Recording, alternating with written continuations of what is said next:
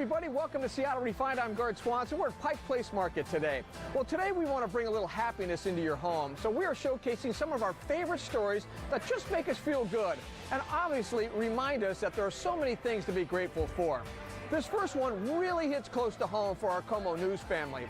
Paris Jackson opened up to Malia Karlinski about how friendship, family, and faith got her through this past year. Mornings are always bustling on the KOMO 4 news set. For the past 5 years, anchors Kelly Koopmans, Seth Wayne, and Paris Jackson have been a tight-knit team. They're fighting for pay raises. We are struggling on the east side of your... But what viewers might not realize is that the friendship they see on screen doesn't stop at the end of the workday. I think what makes us so real is because we are good friends. Yeah. Don't you think? Hang out. Yeah. We're like real people. Life happens. Life We've happens. been there for each other. Right. Life has different happened. points. Life has happened in a lot of different ways. From wearing matching Seahawks sweaters to weekend adventures, to weddings and even the birth of Paris's baby Hendrix. This trio truly cares for each other. We love you. Thank you. Last winter, Paris needed her work family more than ever when life threw her a curveball. So my son was over a year, and I had known that there was a lump there, but I just assumed, you know, that's just normal. A lump in your breast? In my breast, yes. And that's when I got a call. It was either the 1st or the 2nd of December, and I was told that I had breast cancer. What was going through your mind? I was, you know, just in shock. It was Christmas time. Reeling from the news, Paris and husband Chris decided to focus on the spirit of the season with their little one. We told each other, like, we're just going to enjoy this moment, you know. And that, I think, for me, I had a little baby, and so it'll be his second Christmas coming up. So it's like, I can't crumble. She had to tell her KOMO family. And so sharing that news with them was difficult. And I think I shared it with Seth, like one-on-one. Immediately, I broke down because we have been through so much in those 5 years. And I told Kelly before the newscast. I don't even know why I get emotional about it because it's not me, but when you just care about someone and you know they've got this whole life and a brand new little baby boy and you just love them, and to know that they're going through something like that's tough on everyone. Paris went in for her first treatment in January, but things got even worse. In my very first chemo, I ended up in the hospital for 5 days, and I think that was my lowest point. One of my lowest points, because they didn't know what was wrong, and so when the doctors are like looking at each other like, what's going on here? You know, I was on oxygen. I could barely walk. I could barely talk. I had to call on my faith. And of course, that's what I've been doing during this whole period. But I believe in the power of prayer. I'm getting freaking chemo. That's when Paris made her very private battle public and let viewers know. She shared her health crisis on Facebook and asked for prayers. I let people know. Literally, I wrote a post in the hospital bed. And I just wanted more people. I felt that if I could have more people talking to God for me, then he could move the situation and they could figure out what was wrong with me. She wasn't prepared for what happened next. Overwhelming response from strangers. And that is, to me, that's been the beauty in sharing my story, is you just never know that what other people are going through or what other people are willing to do or say for you at your weakest point.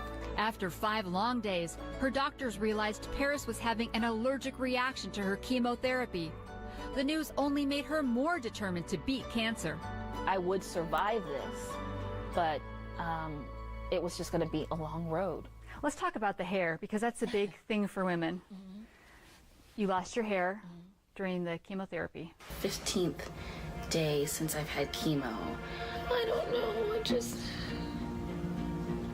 trying to stay positive. Just coming out. Just coming out.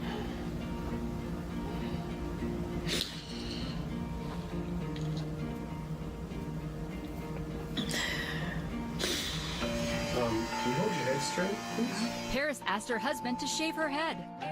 At first, she wore a wig to work. I'm back. Oh, so happy to have you. What did the wig mean to you? Protection, like my shield, my mask, you know.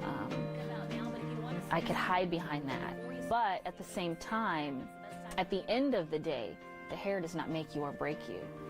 And also, aside from the hair, if I have it or not, I'm still here. Let's get to your predictive traffic forecast and After a second medical leave, she made the choice not to wear the wig. And what's been the reaction of the viewers? Surprisingly, a lot of people really like it, and they were saying, "Why did you take it off before?" The support warmed her heart.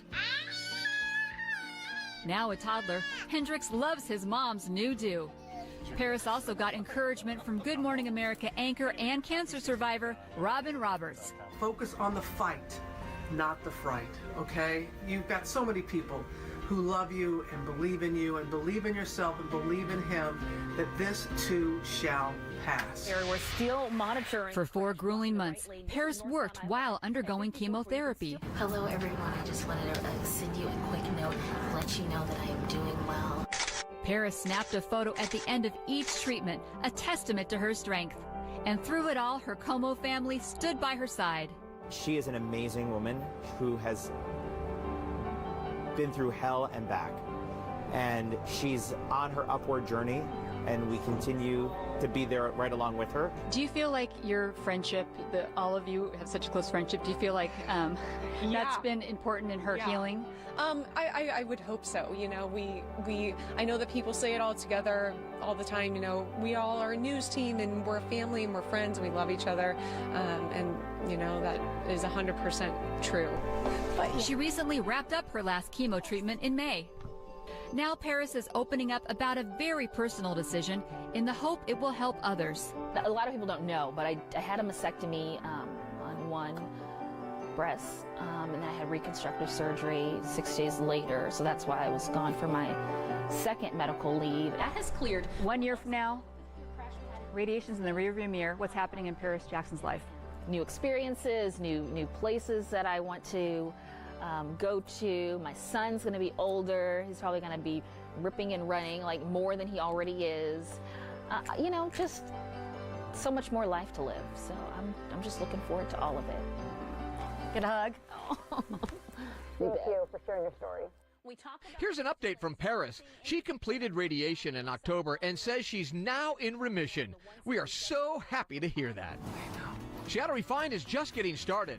An emotional experience during a heart-to-heart with a horse. He's absolutely correct. This is amazing. A real-life Dr. Dolittle lets us know what animals are thinking. Plus, what's so funny?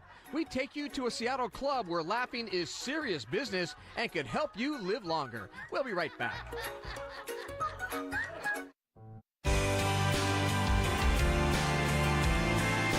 Welcome back to the show. I'm Gerd Swanson. Well, today we're taking a look back at some of our favorite feel-good stories on Refined, and this next one was something we did not see coming.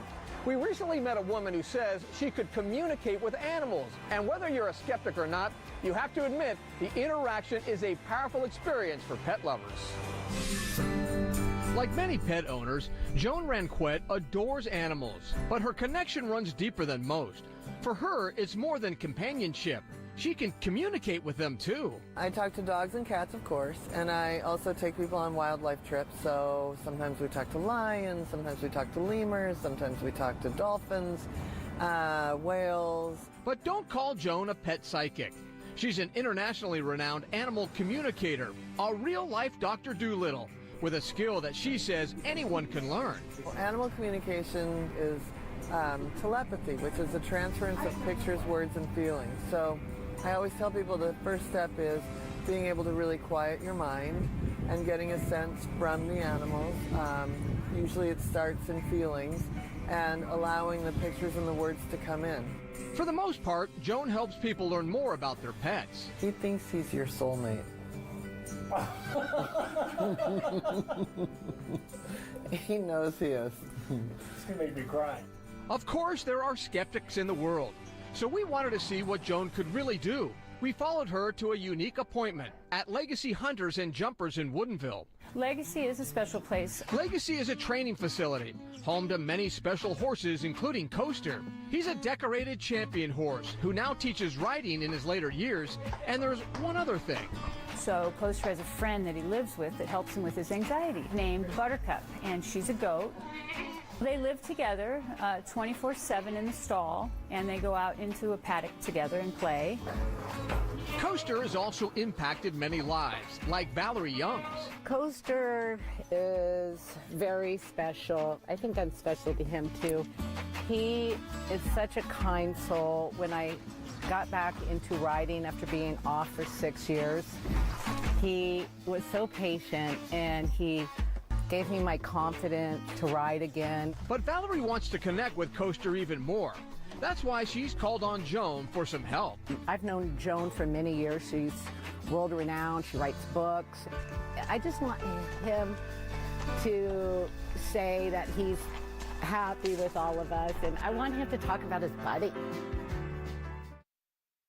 It's great to see you. It's so great to see you. Oh, this is my buddy Coaster. Hi, Coaster. How long have you had him? He is not my horse. He's owned by Dr. Jennifer Sparks. So it's wonderful she shares for some of us to have riding lessons. So I'm going to get quiet for a minute. Okay. Immediately, Joan starts writing down what she's getting from Coaster. And within seconds, you couldn't help but notice a change in him. I know. I will tell him. And there was a moment I felt like it's sort of like he was starting to communicate and connect, and all of a sudden he looked at me like, oh my God, it's you that's talking to me.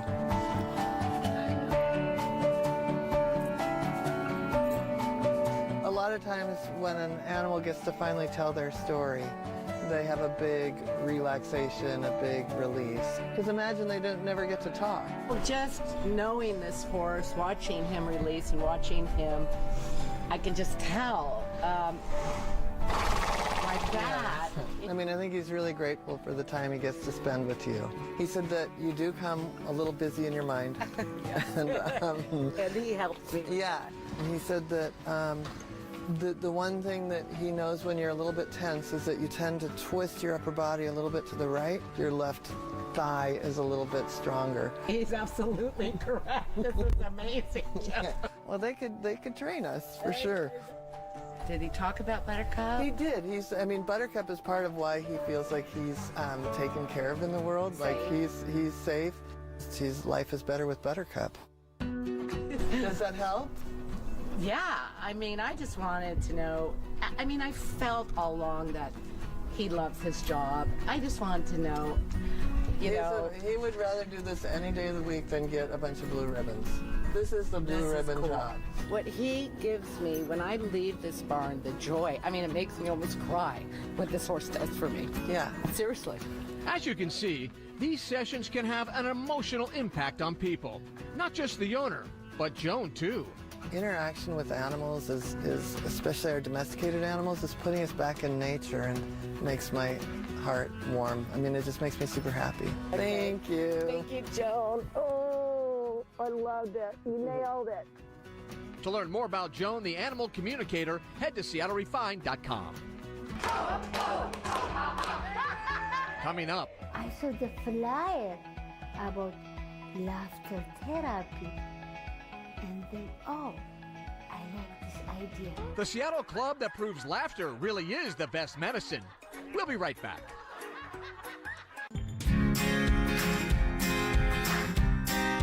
Welcome back to the show. I'm Garth Swanson. Well, our goal today is to make you smile as we look back at some of our favorite feel-good stories on Refined. And if this next one does not do the trick, I don't know what will. Refined's Brandon Bernstead takes us to a Seattle Laugh Club. Laughter.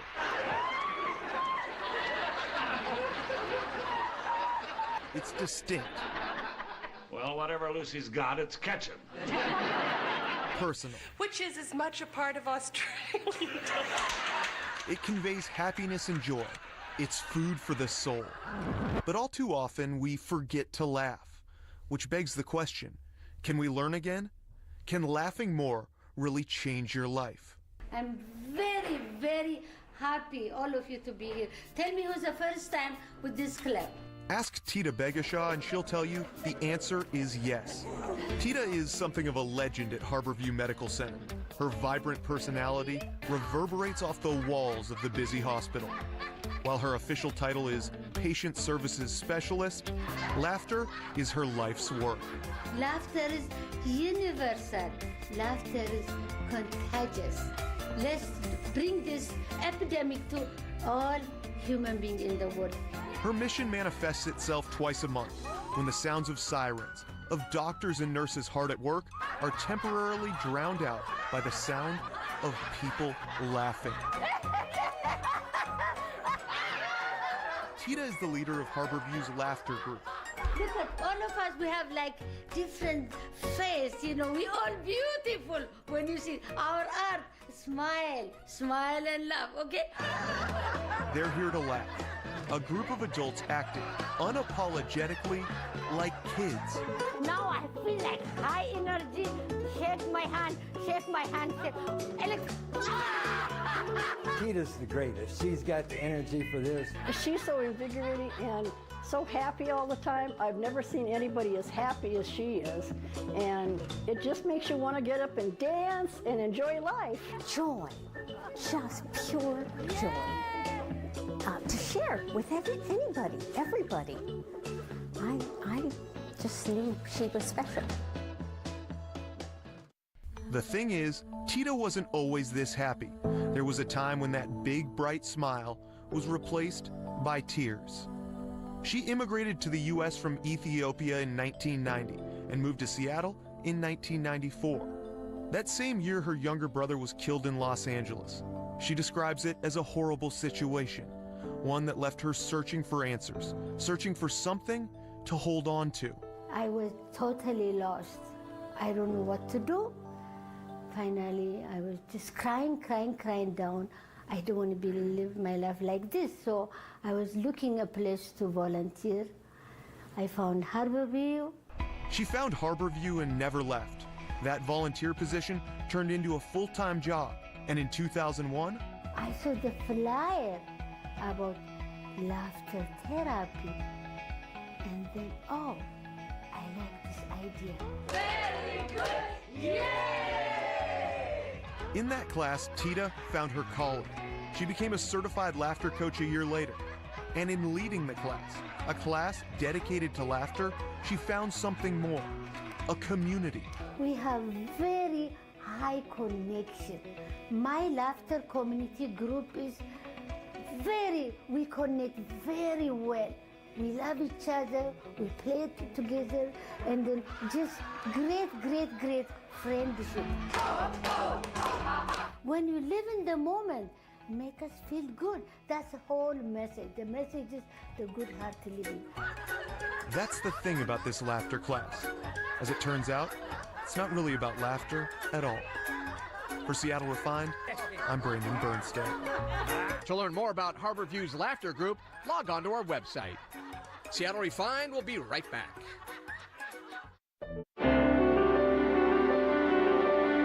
Welcome back to the show. We are just about wrapping things up today as we look back at some of our refined favorites that made us laugh, made us cry, and just made us feel good this past year. And the warm and fuzziness doesn't stop here. Our website is full of feel-good stories, including the Documenting Love series. Local couples share their story on how they met, fell in love, and how they're living their lives together in Seattle. You cannot help but smile when you read them. It's all at SeattleRefined.com. All right, that's going to do it for today's show. I'm Garth Swanson. Thank you so much for joining us down here at Pike Place Market. We'll see you next time right back here on Seattle Refined.